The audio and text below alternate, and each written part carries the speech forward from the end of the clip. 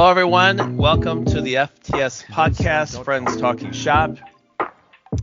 I am Dave, one of your hosts here. Excited to be in June. I just had an absolutely beautiful, lovely weekend this last weekend. I hope you guys did too. Some of that will be reviewed in my stories here. Were you in St. Louis? Because I heard it was like 150 degrees. I wasn't. I was in Wisconsin, where it was there you go. 70s and just absolutely beautiful. That's a big difference. What does a lovely weekend in Wisconsin mean? Like, you eat cheese, you sit on the sofa, you eat Pringles, you talk about the Green Bay Packers. What else do you do? Yeah. Maybe you go for a bike ride. Maybe attend a Trump rally. No. What is a beautiful day in Wisconsin? It's I was at a family reunion and we went out on a boat, went tubing on a boat. We played pickleball. We did a scavenger hunt since we had activities. We played beach volleyball. That's your thing. That's your thing. Josh, it could be a trivia show. Guess what race this family is? It's unbelievable. Hold on. I heard pickleball, I heard volleyball, and I heard tubing and the Midwest. I'm going to go with white. Correct. We ate a lot of Swedish meatballs and ate lutefisk. That would make us Swedish. So, yeah, there you go. We want to play that game very specifically. Well, let's go through the introductions so we can get kick off here. My second host, who I believe looks like you're in Philadelphia, is Josh. I am. How are you doing today? I'm doing well. Good. You just get back from, sounds like you were traveling as well? He looked like he just actually presented the new iPhone. The way he's dressed, all black. I'm wearing a Schwartz's Deli T-shirt. I'm not sure. I don't remember that episode of Steve Jobs where you wore a deli T-shirt. It was his fat Elvis phase. And I was at the beach. You asked me that, and then you skipped right over. Yes, I was at the beach. Very nice. Had a nice weekend, though it wasn't the greatest of beach days. A little windy, a little chilly, but okay. There are worse things in life. You need perfection. And then our third host, as always, and you are currently traveling, it looks like. Omar, how are you doing today? This will be my last travel podcast for a long time. I'm going to sequester myself in Puerto Rico. I'm with my family, so I'm frustrated, yet at the same time very happy. So you are at family's house. Yes. You don't own this property, so you will not walk around this property naked. Is that true? That's it. I hope not. No, I will not walk around this property naked. Good. I know. That was not said with conviction. Although I have been telling my family about how I discovered my body, and it's very nice. Yeah, that's normal. 35 years late, but yeah. Yeah. Oh, good. That's never know what you're going to say next. So let's kick off the podcast. As always, Friends Talking Shop. With the three of us who I just introduced, we're the friends, and we're going to talk. And shop means that we each have a topic that we will bring up that we've been thinking about this week that we're going to share with each other and share with all of you. As I found out as I listened to some of our podcasts, which I'm not ashamed to admit, I listen to the podcast. I listen to them all. I do. I love them. I enjoy listening to them very much. Yes. I listen to myself, and then I get stop. Omar, I'm not even turned off by my own voice. I'm more turned off by my laugh. I don't like my laugh, but my own voice doesn't bother me at all. I'm actually turned off by your voice, too. Yeah. No, I'm kidding. I'm turned off by my voice. You're right. It's a thing, I think, of all of us. It is funny. Most people are, though, but I found myself being fine with my own voice. I do critique my laugh. Like, there are times where I'm like, well, I'm surprised I laughed at that so hard, or I'm surprised I didn't laugh at that one. So, yeah, it is a little strange to listen to yourself. David, what percentage of your laughs on this podcast, at least, do you think are genuine? I'm going to say 15. 1-5? Yeah. Yeah, I've got a script here that's like insert laughed here, Omar's story. I have a timer that says laugh. No, I think it's in the high 90s. I find myself. I hope so. It should be 100%. 100%. Again, we don't call the podcast hilarious. What we say is we enjoy it. We laugh at each other. That's hilarious is all what everyone else can do. It's all relative. Yes. Do you guys both have pools, by the way? You guys both do, right? No, I do not have a pool. I do. So sometimes I get big puddles when it's thunderstorms. Does that count? No. That counts as almost funny. Oh my God. Unreal. Now I wonder if I'll laugh at that as hard. Starting early. That was in one of the percenters. That was a good one. It's not Listen, a real. they all can't be gold. I know, it's true. It's not a real pool unless you're paying someone to maintain it. Then you got a real pool. There you go. We did get an email again this week, which I don't know. Yes, we did. It's a juicy one too. Juicy one. Mixed feelings about how this is going to go. But if you want to email us outside of this last emailer, feel free to email us at friends@fts.media. That's friends as in the show Friends at FTS.media. So let's kick things off. Josh, have I mentioned everything? I mentioned the podcast. You did. I mentioned the email address. All right. You did. I think you hit it all. Ready to go. Josh, you want to go first this week? Yeah, sure. So I don't know if the two of you know this, but on June 15th, it was World Elderly Abuse Day. Were you even aware of that? Wait. Yeah. Is it recognizing that That's it happens, or they're encouraging you to do it? No, it's not a call to go out and beat up senior citizens. Oh, okay. I thought maybe it was an ironic. It's okay. I think it is for. They should name it something different. They probably should. It's really poorly labeled. Yeah, it really is. Maybe World Elderly Don't Abuse Day. That would be much better. Yeah, that would be better. It's probably elderly who named it. Let's be honest. And that goes to the point of what I'm trying to say here today. So, look, that was a big day, and the whole point of the day was to draw attention to the fact that our elderly are sometimes mistreated. And also, the bigger thing, because it brings up a whole bunch of warnings about scammers.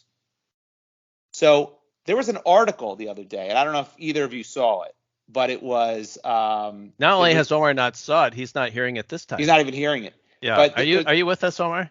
I'm listening about this Worldly Elderly Abuse Day. Okay. See, it's not worldly elderly abuse. That would be even worse, I think, as a label. It's World Elderly Abuse Day, and it was on June 15th, and yes, it's a real thing. So I'm reading an article the other day, and it was an article about, and I'm going to, because I just went through it real quick because I just saw the headline and thought, oh, what happened here? Because if you look hard enough, you'll see one of these articles almost weekly in the paper. But the article was about a scam that was done by these two 20-year-olds where basically all across the U.S., they just called senior citizens across the U.S. and basically just made up a story about how their grandkids were in trouble and how they needed money, whether they were in jail and needed bail money or whether they needed a tuition loan. They were going to kick out of school, whatever the case may be. And these two, would they sound like they were 20, or did they try and act like they were old people, or both? Listen, so how an article works is it's words on a page. I don't know the sounds of their voice. The article doesn't do that for me, unfortunately. It's just words on a page, and I can interpret them as I read them. So I don't have the answer to your question. I don't know if I could sound, if I really, really had to, could I sound like an old person? No, you're not. No, you're not.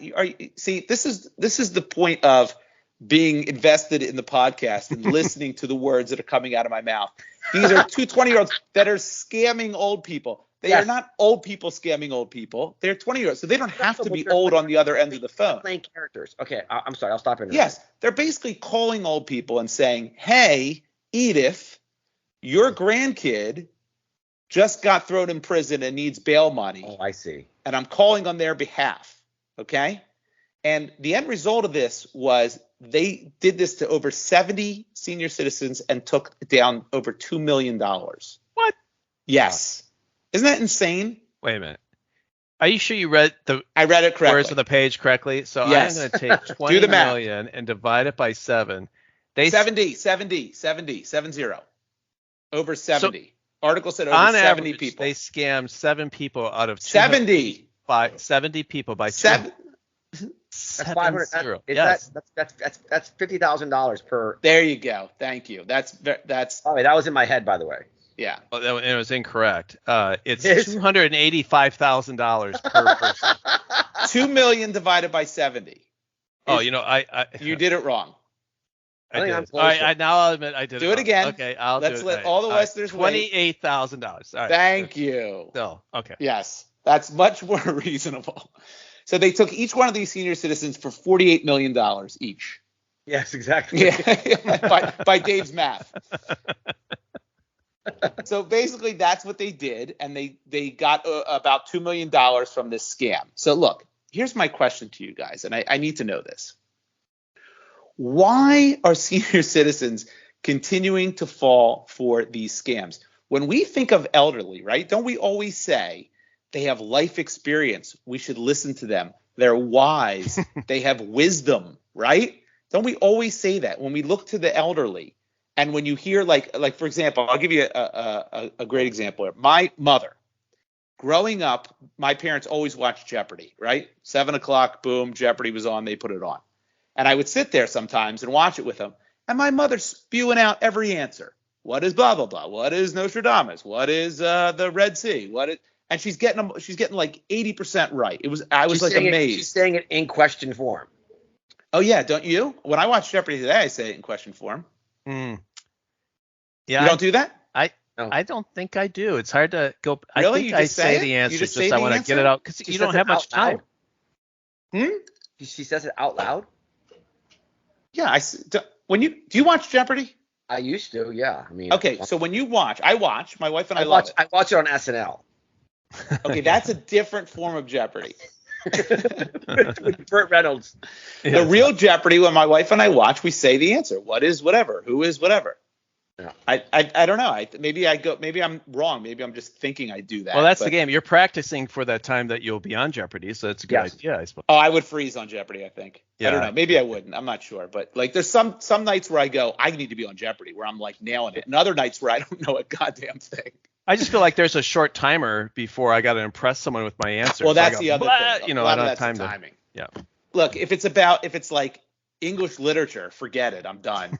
Poetry, opera, I can't do any. Like there's so many topics where I'm a big flat goose egg.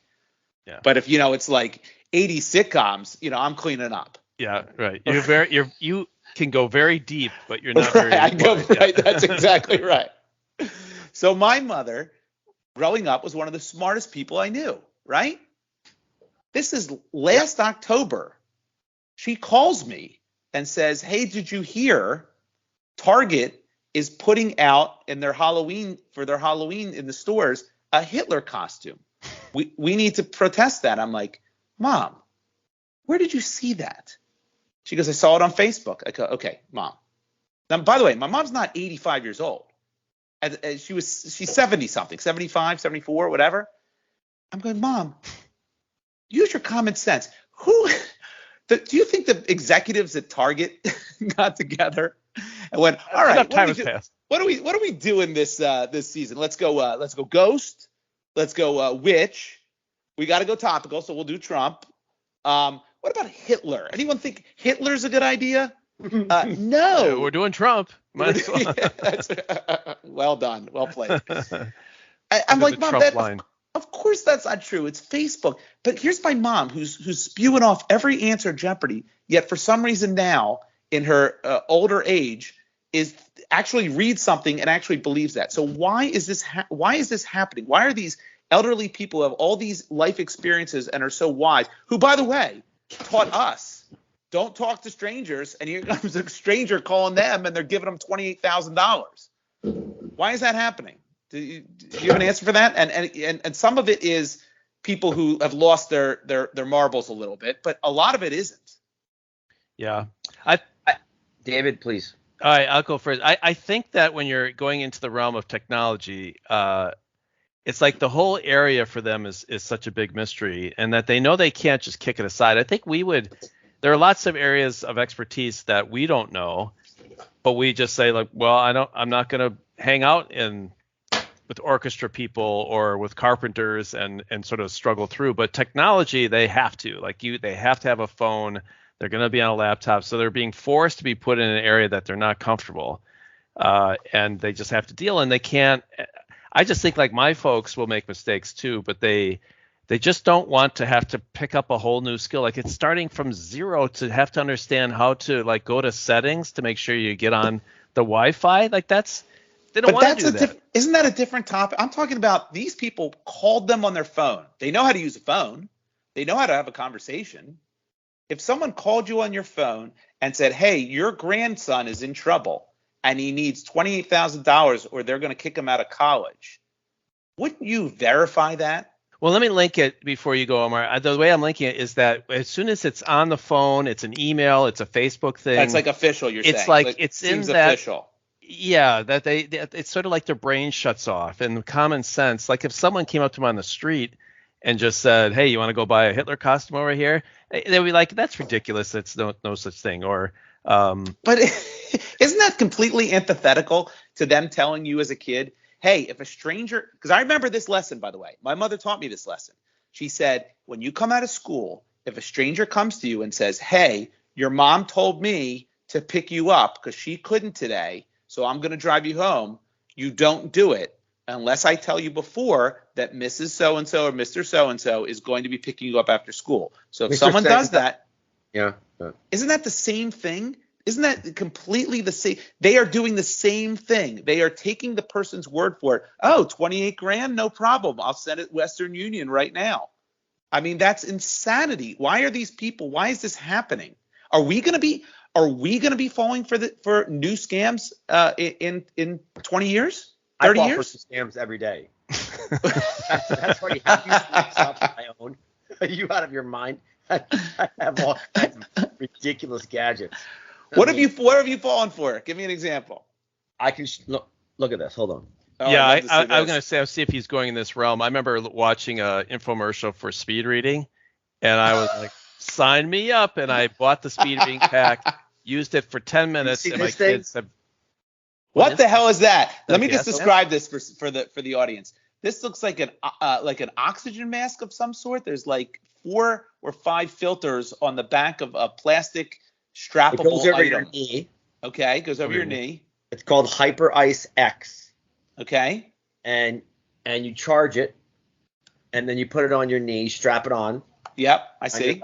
And then depending on the settings that you set for it, it can either get very hot and warm or get very cold. So it doesn't work. It does work, actually. Why is that a scam? That's your example of a scam?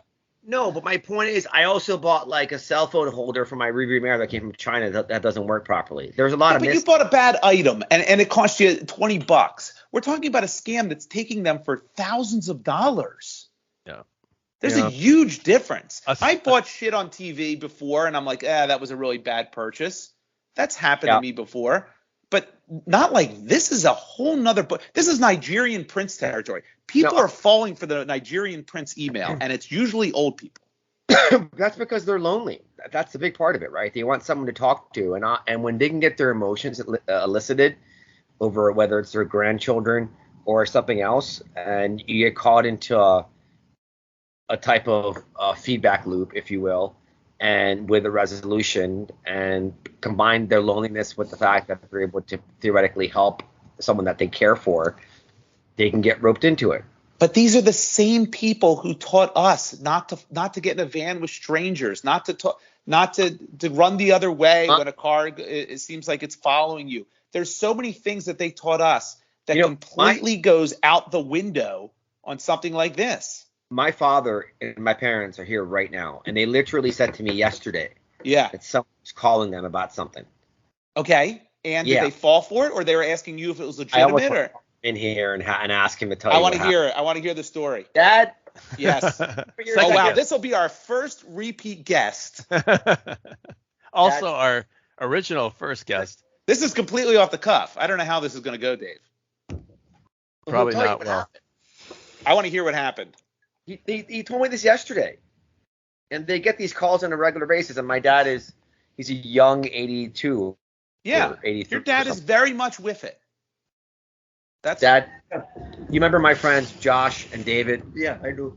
Hello, how are you? Good to see you again. Okay, good seeing you. So we were just talking about how there's scammers who call elderly people and want their money. Okay. Right? Haven't they called you in the past? You told me the other day that someone called you and asked you for money, right? Yeah, there were some Indians, calling from Social Security, those suckers. Yes. And I told them, look, you have an accent. I'm also from India. So don't bother me. Okay. What if they didn't have an accent? Would you entertain the call? No, I don't. Okay. So I know, he's a cheater, he or she. How often do you get calls like that then? Very seldomly. Very seldomly. Yeah, Did they actually ask for money? How far did they get before they try to get information or money? Did they actually ask for something? So they say, somebody bought from Amazon $1,500 computer. You want to approve it or not? And they never called back, Yeah. But I know these people very well. Yeah, they're rampant. Did you know June 15th was World Elderly Abuse Day? Oh, is that? No. Yeah, that's a real thing. Okay. June 15th. Yeah.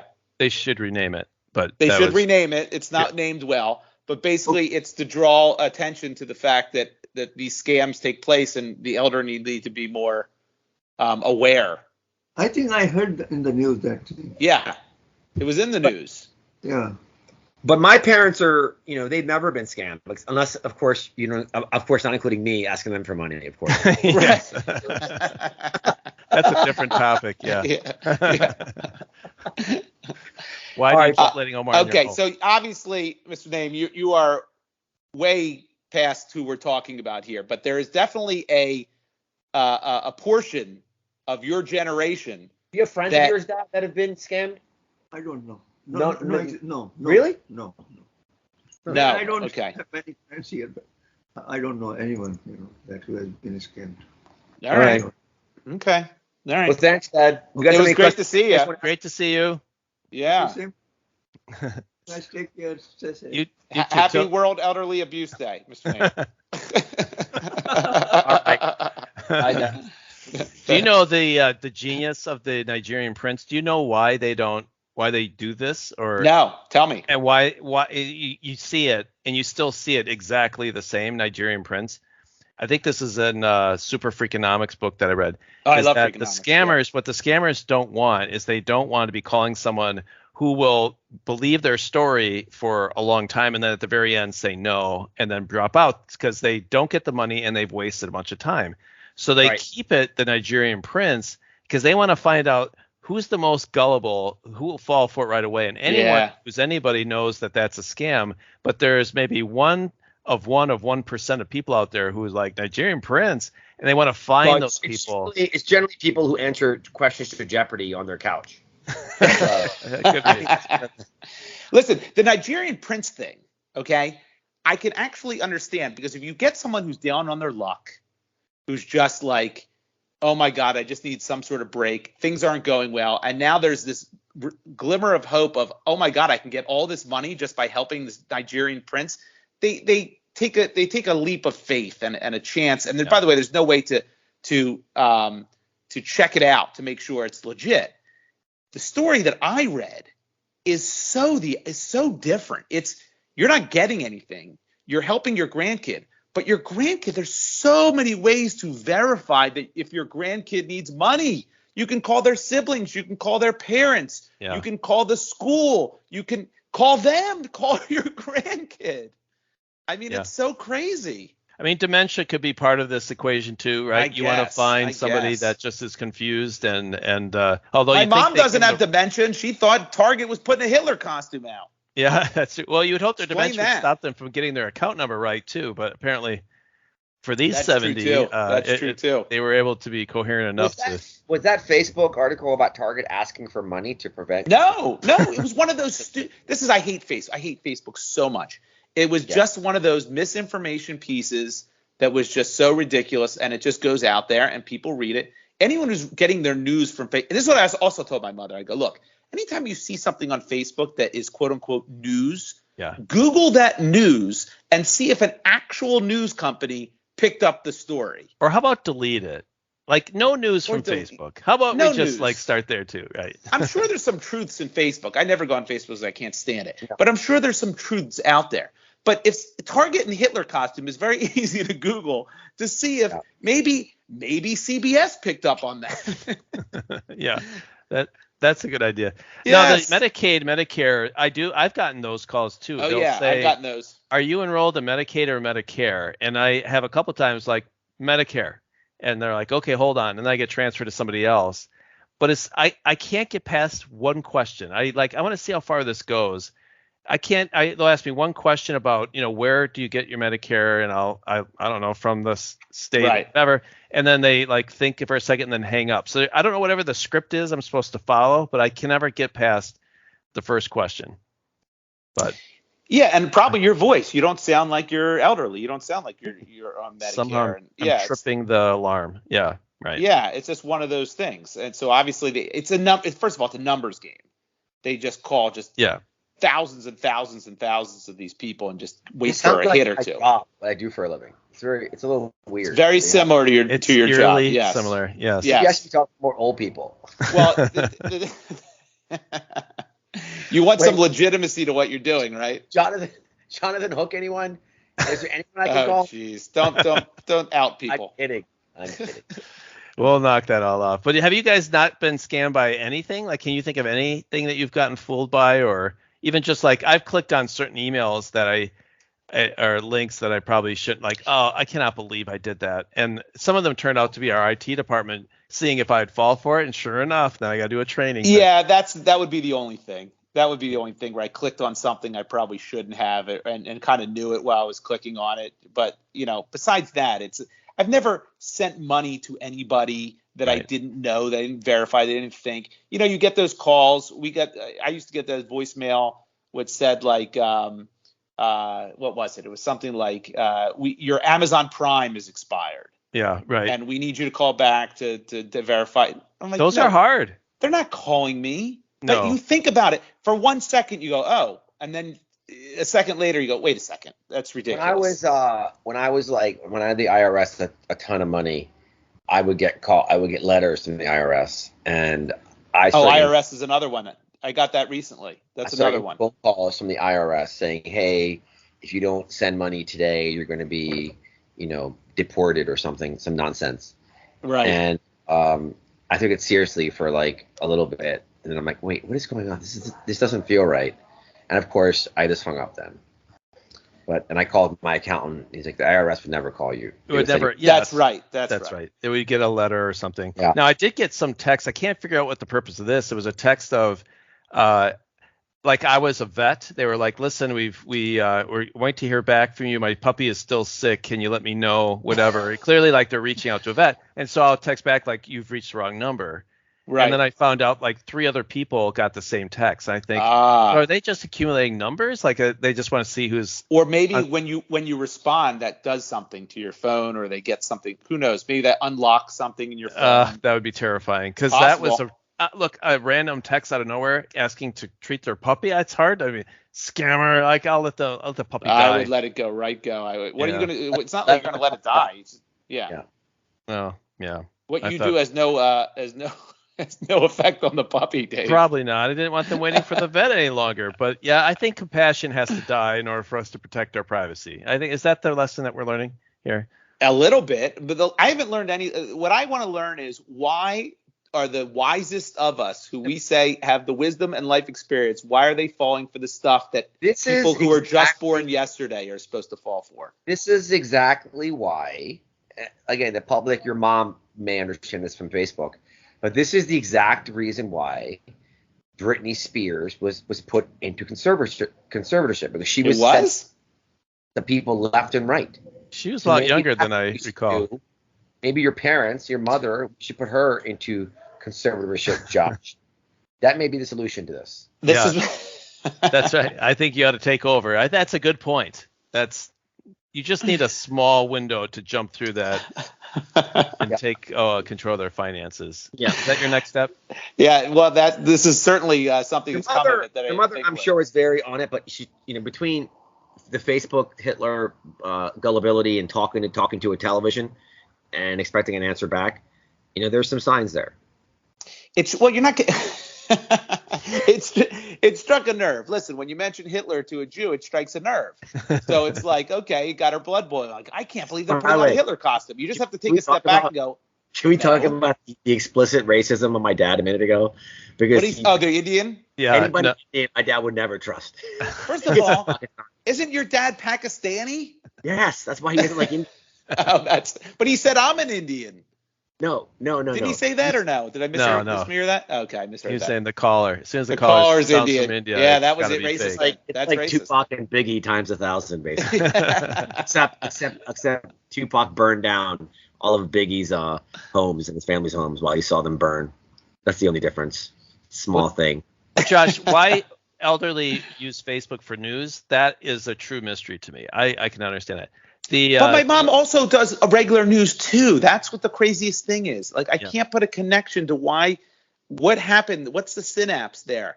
I mean, when you have more experience with things, that's when you learn more and build off of what you learned. That's the whole essence of what experience means. I agree. Why are you relapsing like this? I don't get it. I think the technology, well, the experience is based in areas that you have experience in. I feel like there's something about the technology that keeps evolving and changing. Like as soon as they kind of got the BlackBerry, then now it's an iPhone, and now it's an iPad, and it keeps going. Tech scams I get where they get you where you don't even realize what you're doing. This one I read in the paper, straightforward as it gets. You're wiring money to the person you don't know. Well, and doing math correctly apparently is my problem. Yes, so that would be a big problem. $28,000 a piece. I guess that's relatively reasonable, but still, well, it's a lot of money. That's a lot of money to be wiring someone you don't know based on what a phone call that person you've never met. They didn't even come to your door and tell you that. Now, what if this story's fake? Will you feel really foolish because you just got scammed by the story? Because I'm starting to think like, what? I actually saw a kid walking around in a Hitler outfit like half an hour. Yes, but that's a homemade Hitler outfit. There's plenty of those. That did not have a Target label. It's your dad's on neighbor. It's that neighborhood. Something's wrong. Go up and ask him where he got it. He won't say Target.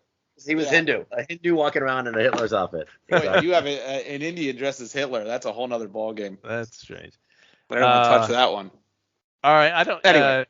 All right. Did you get a good response? I guess it's no, because I kind of expected it. We were not going to answer that. We're not going to know why this is happening to people who are supposed to, know better. Well, I guess what the answer is here is that the elderly should listen to our podcast, and hopefully it makes them wiser. So there could be some, again, good that comes from our podcast. That is what we're doing this for. Correct? I agree. We welcome all listeners. Elderly, young, babies can listen. And for those elder that's listening, send your subscription fee to friends at FTS. If you want to hear more, old people, you've already, and unfortunately, since you've already listened, you've already paid. You can't unlisten. Your grandchildren's future depends on it. The IRS will come for you unless you pay $1 a word for every word you've heard. That's right. And we do have your grandkids with us right now. Every single one of them. In the whose grandkid? It's yours. It's yours. Send money. Send your subscription fee. Yeah. All right. I'll go next. Omar, how would you rank your topic? You feel like you got a good one, or are you? Well, look, I think that you guys are constantly asking questions of each of us and the audience, and mine's going to be actually providing some well-needed advice and life guidance for once. Hold on, that's very good, but you do know that is the whole essence of the podcast, is to ask us questions. That's the basis of the format. You do know that, right? I understand that, Joshua, but it's going to be in the format of some real powerful guidance. Oh, okay. That's okay. Take it up a notch. We'll make you go last because we don't want to end on something foolish like a question. I'll go next. So this weekend, as I mentioned, I was at a family reunion in Wisconsin with many, many, many white people. Just white as the eye can see. Right? By the way, that's repetitive. You said Wisconsin. You don't have to say white people. And my family reunion.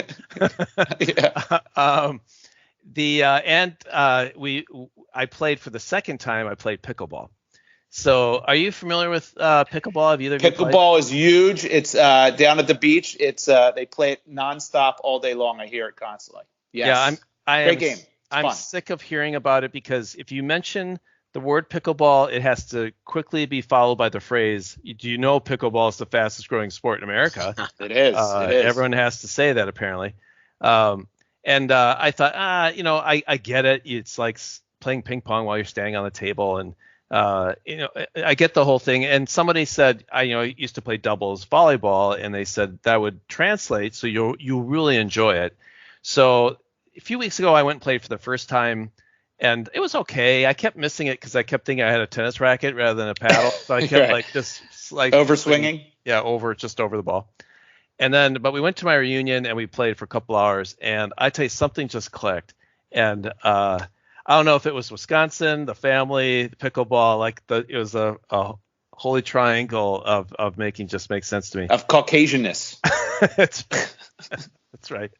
Now I feel just the whitest person in the world. And I just loved it. I was like, this is we played for like 2 or 3 hours, and I just all of a sudden, like whatever you did to hit the ball in and to like strategy started to come to my head, like it instantly came to me. So when I drove home, I said, I want to build a pickleball court in our backyard. What? That's a big leap. So my question is this idea of impulsiveness, and how impulsive are you guys? Because I am in terms of shopping and things like that. Like if we go looking for a car, we will leave with a car. You buy it, yeah. You right? buy it. If we go looking at homes, I will make an offer probably that evening. I don't wait. I don't shop around. I don't go online and see what deals are. If I decide like I want to do something and just make the effort to start, I'm usually I want it to be over soon. How about does that apply obviously the way you dress? Like is that why you picked out that hat you're wearing? This hat is where I went to college, I'll mind you. And also would be a pickleball probably capital. So yes, I would say it does. There are many areas. I think the only thing that's not impulsive for me is in my job, where I'm supposed to very carefully plan for people's future and not do this impulsively. But I have to catch. Do this on purpose, and be very intentional about things. But in my personal life, even in investing, my personal life, I can be impulsive. That's why I have sort of other people help me sort of take care of it for me. But so I feel like my impulsive behavior generally has worked out. Like things I've bought, I've been pretty happy with. Jobs I've left or taken, I've been pretty happy. So I can't say that I've really gotten burned. So I actually think that it's okay for me. But this thing might completely backfire, and I'd have an eyesore in the backyard. So it's gonna backfire. You think so? Yeah. Why? You need what? Why? Why will it backfire? It'll backfire because have you ever seen a tennis court in someone's backyard? I have. Inevitably, it grows weeds and cracks, it eventually looks like shit. Are your kids? Are you empty nesters? We are. But they're close by. Does Kathy play? Does she play pickleball? Yes. So we started so playing that's together. good. So it's possible because you can play one-on-one. We can. Right. Yeah.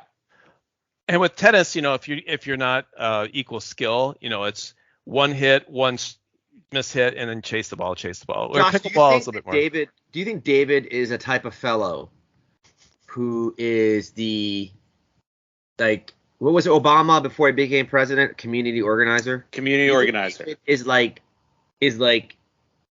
Is engaged with his neighbors, and he knows because I think he might. Well, this is another topic. It's not because I'm bringing it up because for me, I'm more of an introvert in terms of neighbors and whatever else, so I wouldn't have neighbors coming over to play pickleball. But David, when he's going to get mail or going to Omar, you read my mind. Oh, really?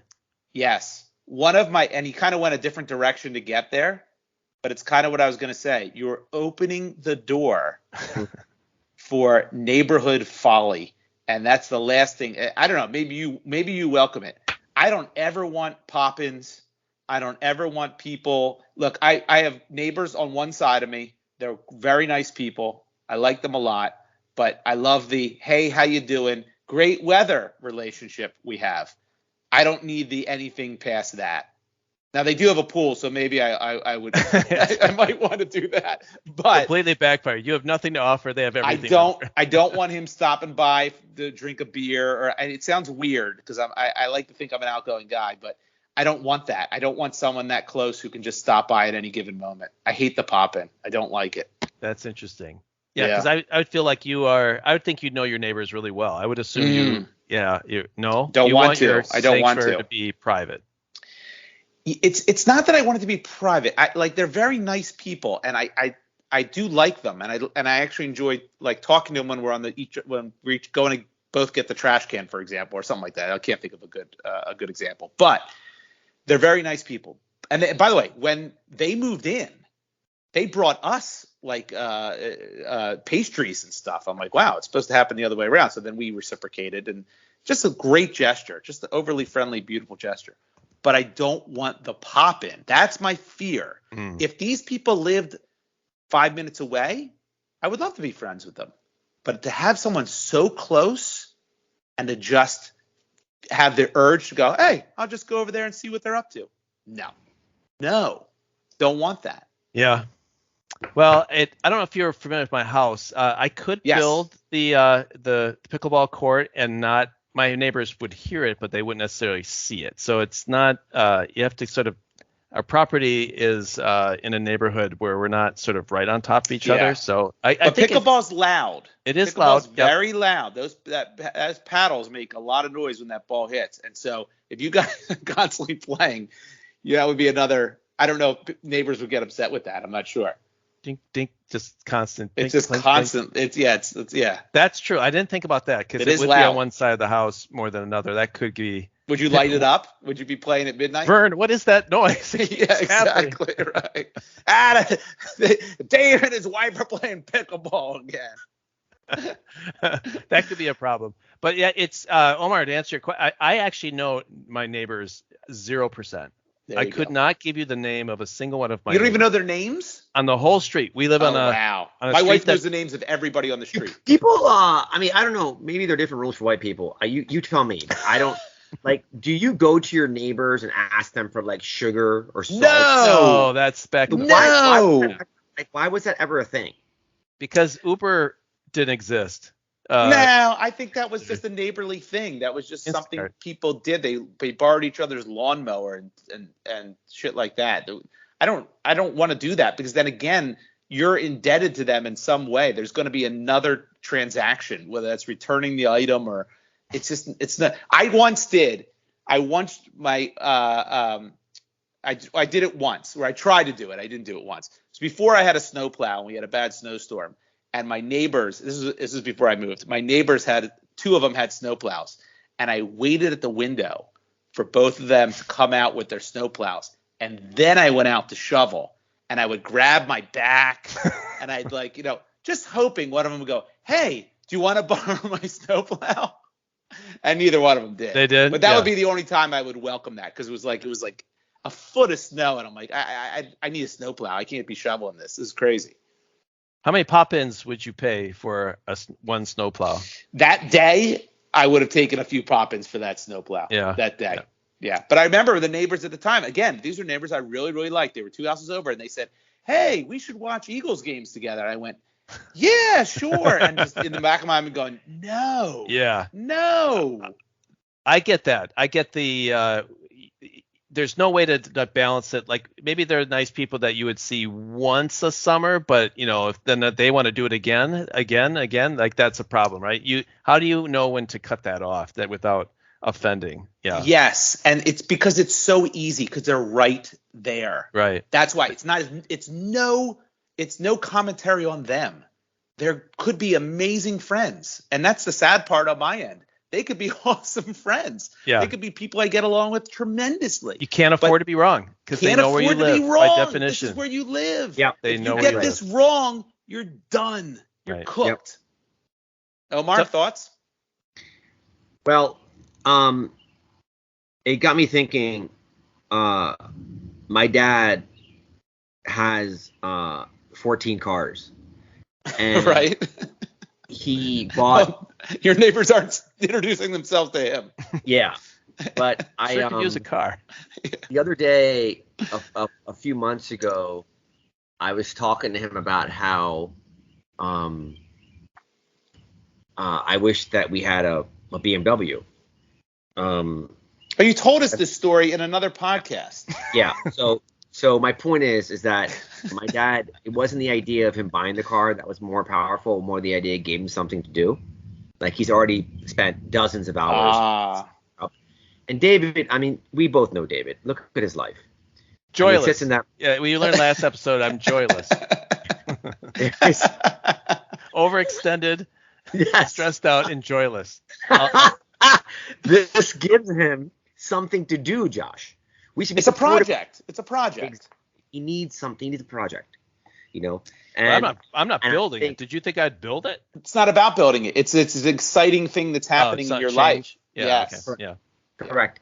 And I think, kidding aside, I think that if it's something, I mean, how often do you hear David excited about anything besides maybe a hoagie? It doesn't happen very often, right?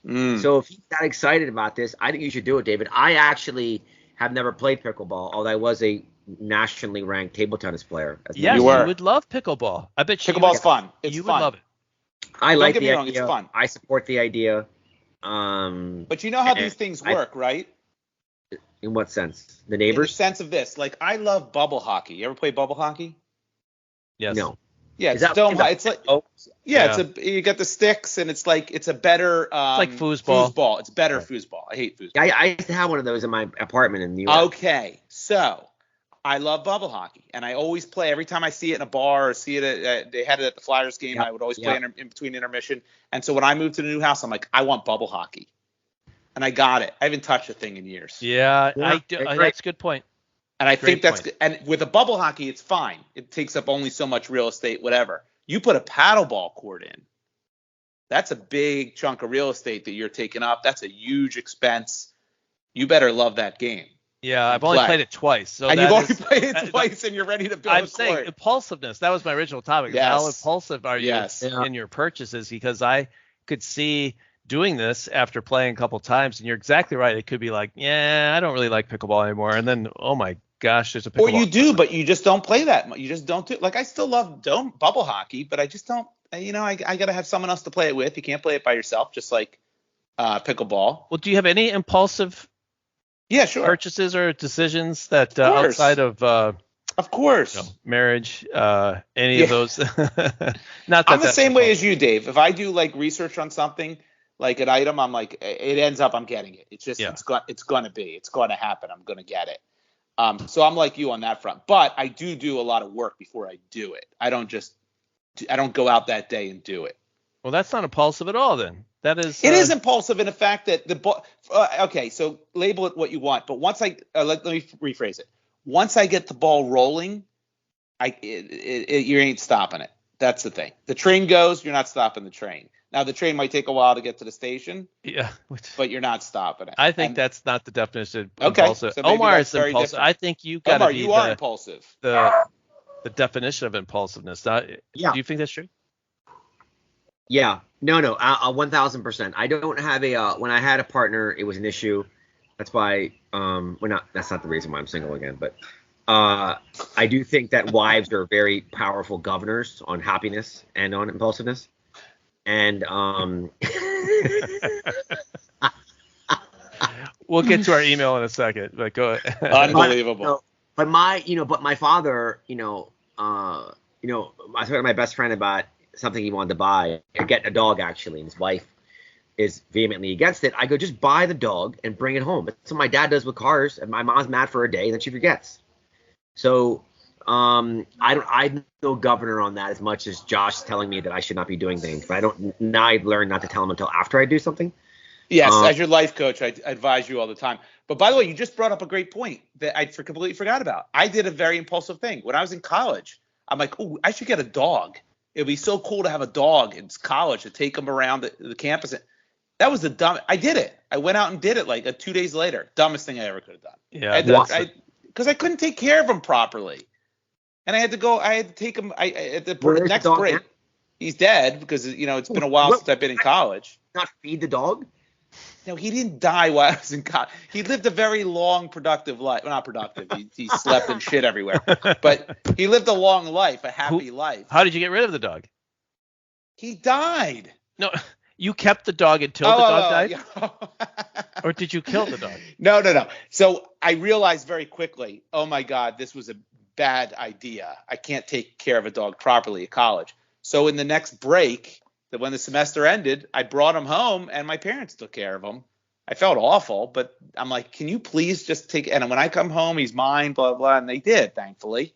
But, that was impulsive and stupid. Yeah, I can't do that with the pickleball court. Dog died then, Josh. That's great. No, the dog died way later. Way later. Many years later. Omar, do you have any impulsive purchases or items that you have big regret of? Because I feel like you don't look back. You said I did it and I keep moving forward. Is that? Wow.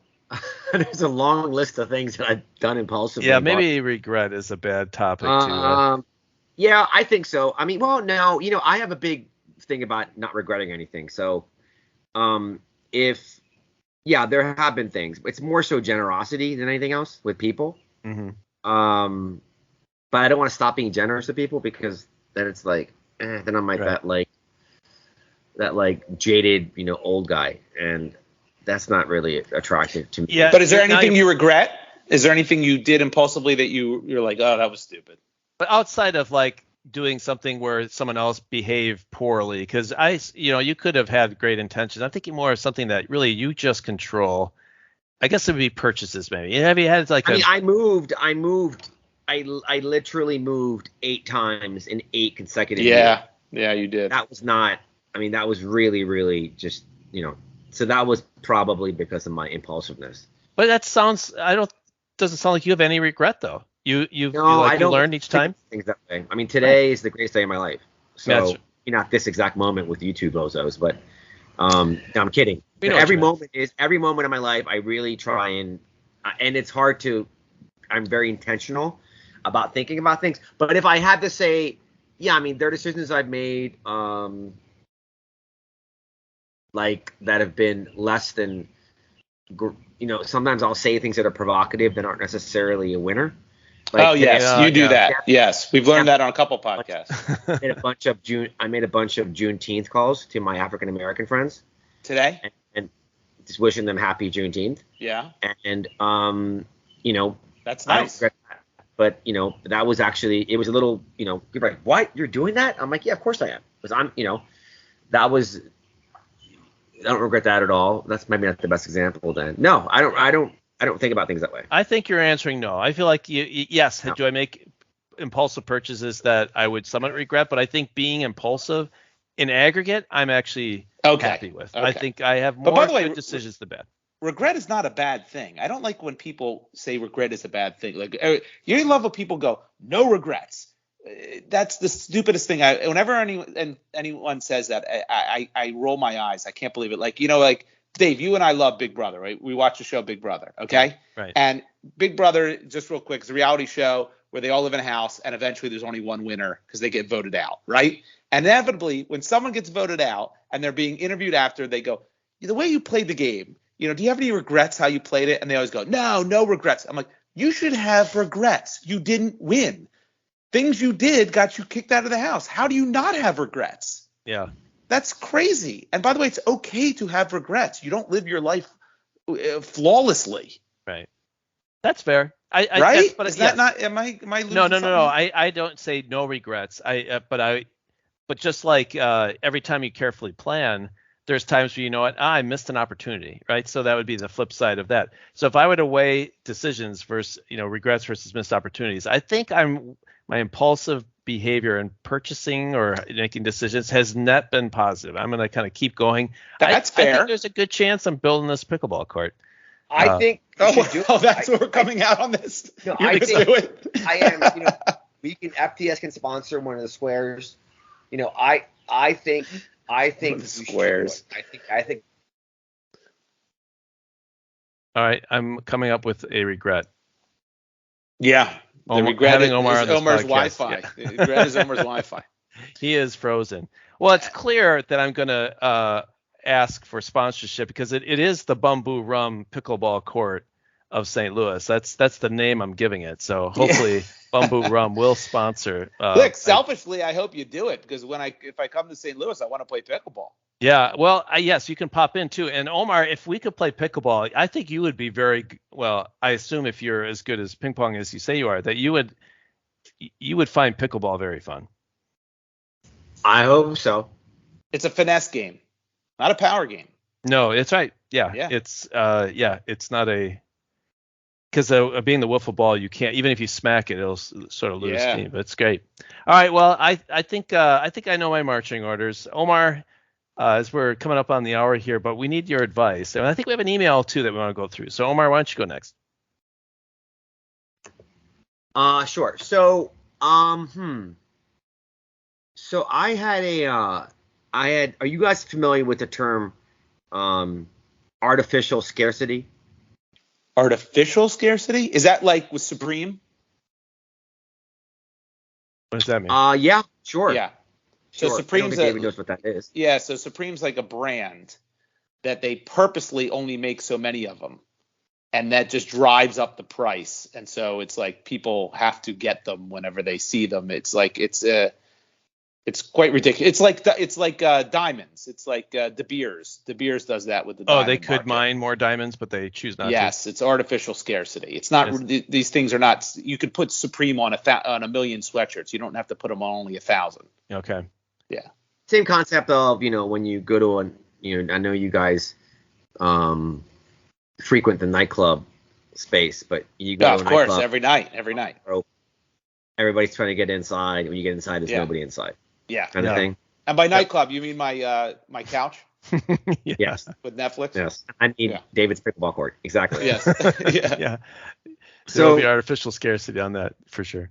No, I think there'll be scarcity, but it'll be a fun project.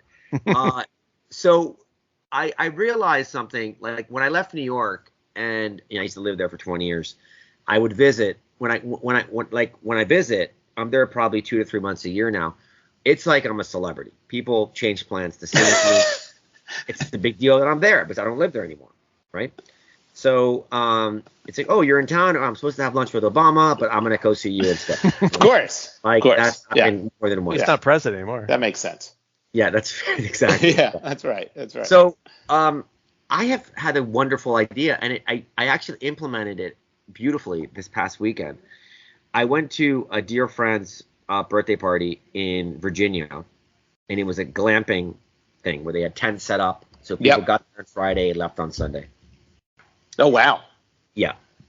But it was very, again, it could have been done any nicer. It was the definition of glamping. I mean, the actual inside the tent, I felt like I was in first class in Dubai. Geez. It was amazing. Anyway, Friday night I was there. I got there at 7.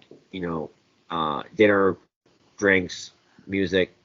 Saturday morning, I left. There was like skeet shooting, fishing, hiking, all these activities, and I left at 10 a.m. I split, and I went to my parents' house and my sister's house. And you know what I did when I got home? I took a shower in a warm house. I got Chick-fil-A. I got cookies and cream milkshake. Mm-hmm. Saw my parents, hung out with them, more time on the sofa. Took a nap. Came back again to the party. I got there at 7:30, 8 p.m. Everyone was so excited that I was back. Did you tell them you were coming back? I did. And yet they still got excited. I told them, but no one really believes you when you say that, right? So that's true. That's true. Yeah. Yes, and that's I, of true. course, fully, supported the whole premise. I went there to see my parents and spent family time. So it was also virtue signaling, as some people do. So I got that upside too, and it carried over to the whole evening. It was and into Sunday too. What? At least 10 people said, "Oh my God, I'm so happy you came back. It was so great meeting you. I wanted to talk to you more. Come over here." And that lasted greater than 7.5 minents? Yeah, it was at least 7 to 10 people that were like excited to see you back. Who were these people too? These are old friends? No, most of them I didn't know until the night before.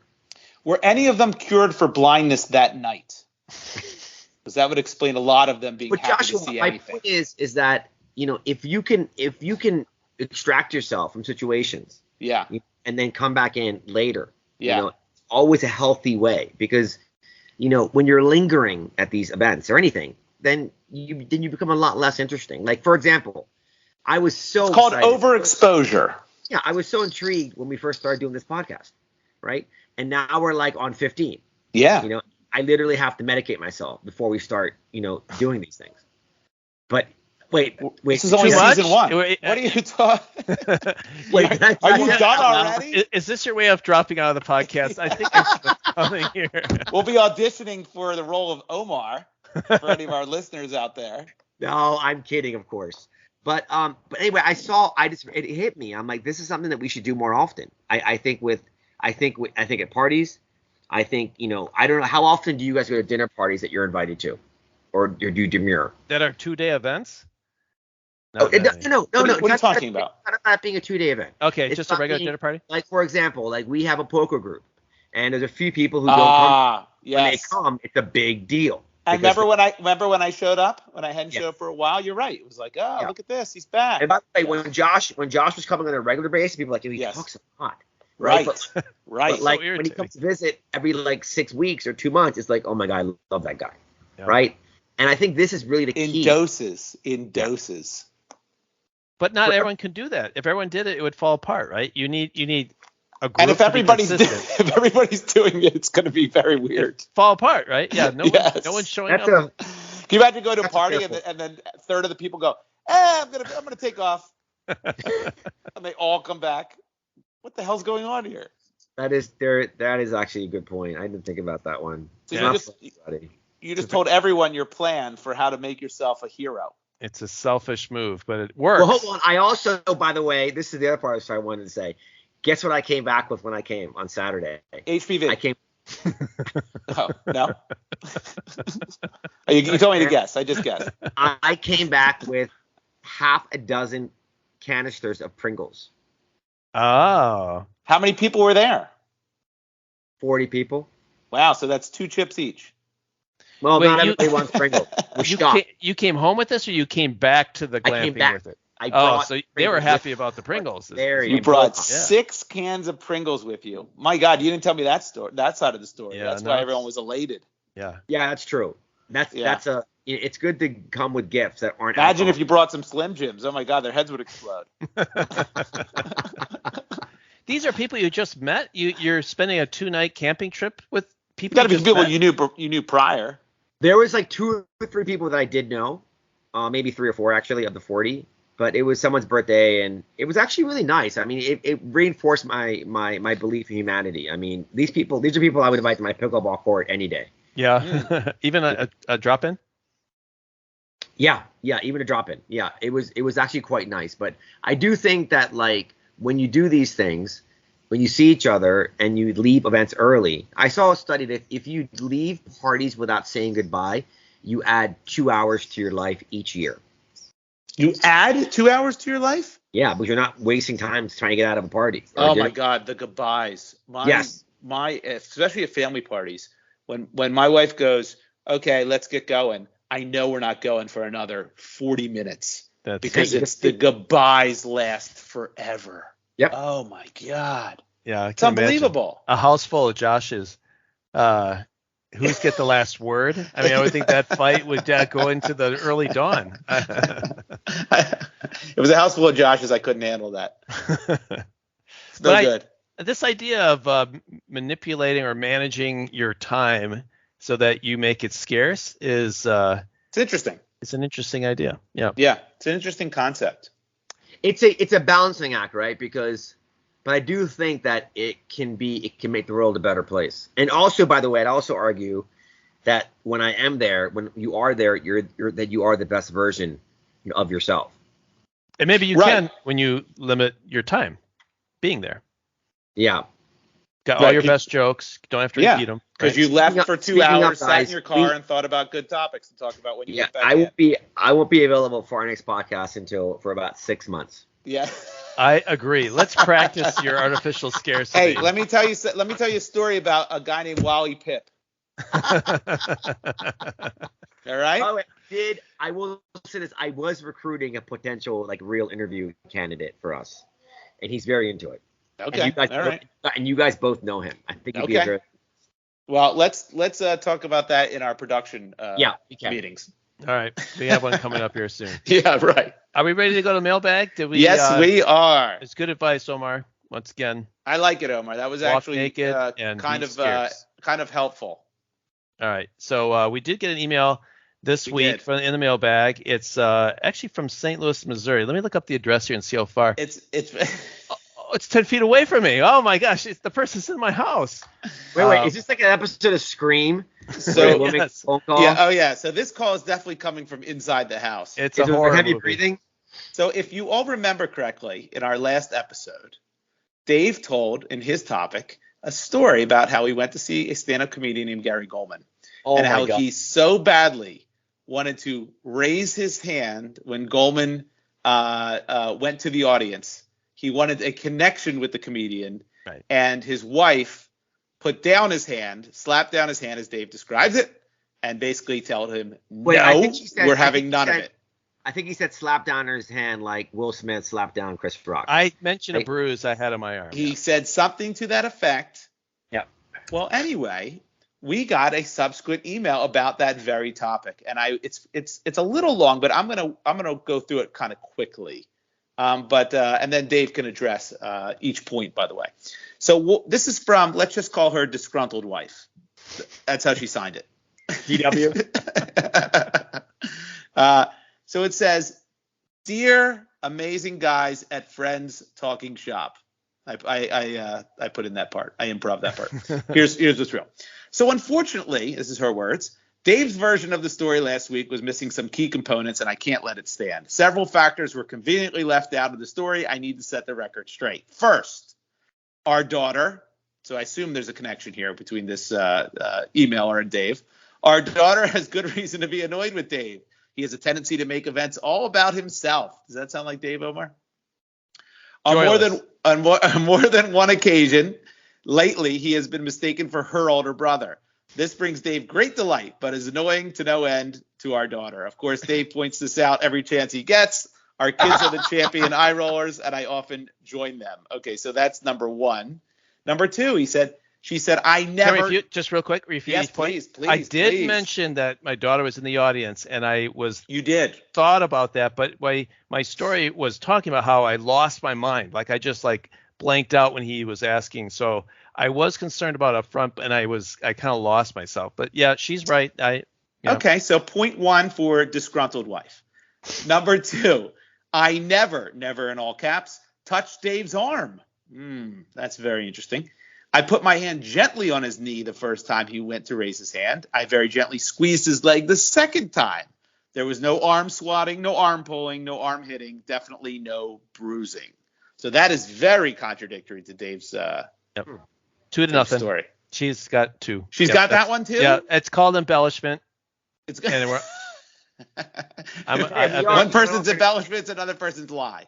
We are entertaining here, but go on. That's right. Thank you.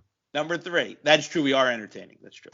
3. Our daughter is getting married in a couple of weeks. More than anything, both Dave and she want to have a beautiful father-daughter moment at the wedding. Dave has written a great speech to which she has approved. I'm going to take a pause there. So you showed her your speech? No, I have not. She just approved the fact that you're giving a speech. Yeah, I'm really excited. Okay. I thought she actually read your speech and approved it. Okay, that's good. They have a great first dance song that they both love and is meaningful to them. Anything that could come between them in these last few weeks before the wedding should be avoided at all costs. So this is an interesting point. This is the one point I think in this email might slightly side with you, Dave.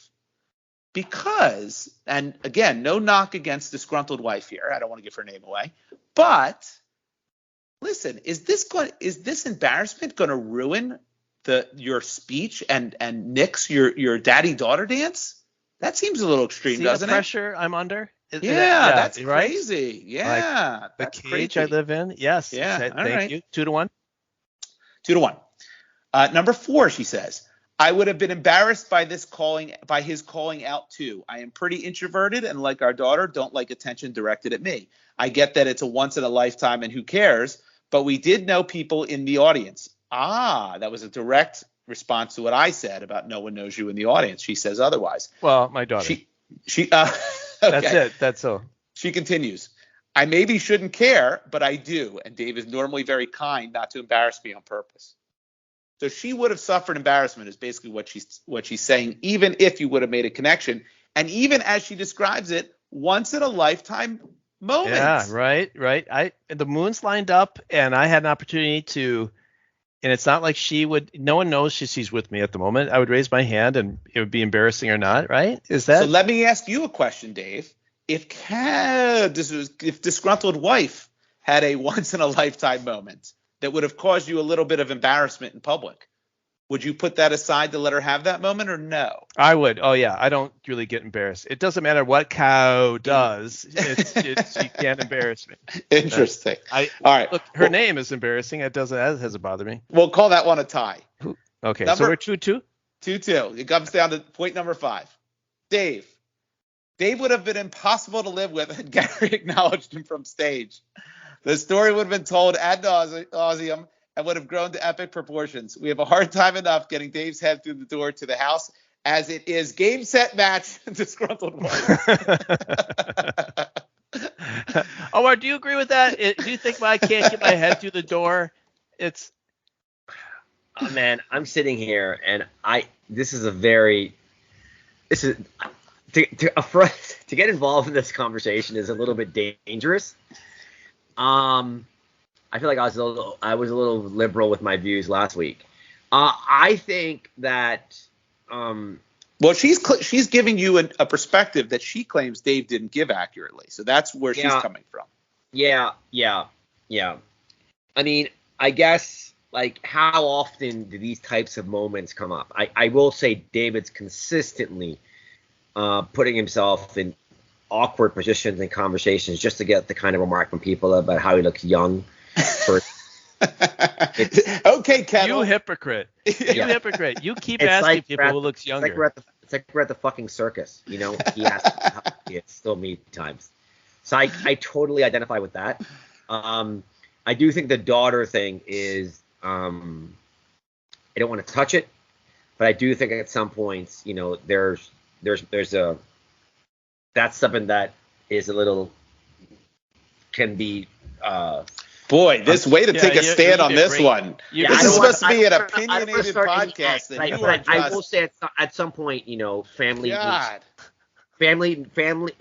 needs to, the moments that exist for fathers and mothers, you know, the children should think about that, because for the first 18 years of their lives, you know, the parents in David's household, I suspect, have done nothing but try to put them in the best possible position to be successful and happy. Well, they are the future. If you teach them well and let them lead the way. Yes. Yeah, this is true. But I do think about the last point, people in the audience, you know, that I would love that. I think the moments of embarrassment are great content and they're fodder for conversation. And of course. I kind of embrace that part. Here's how she concludes. Yes. So I stand by my decision to discourage his calling out in the show, and no, I won't be apologizing anytime soon. Let this be a lesson that Dave's stories cannot always be trusted to be factually accurate. I'm happy to give you the real story anytime. Maybe we have her come Fantastic in. email. Fantastic email. It was a very good email. I told her a possible interview might be in her future if she keeps continuing this path of destruction. So, but I told her the fifth point isn't going to resonate with you. I said, you think I have a big head. You think I have an ego problem. Like, that's why we identify with each other. Like, we're on a podcast because we think our conversations are hilarious. Like, that's what you're dealing with, egos that you can't control. So. Oh, God. Yeah. Anyway, thank you, Disgruntled Wife, for your email. Our best email ever so far, and we encourage others to please write in. You might get one from Disgruntled Husband next.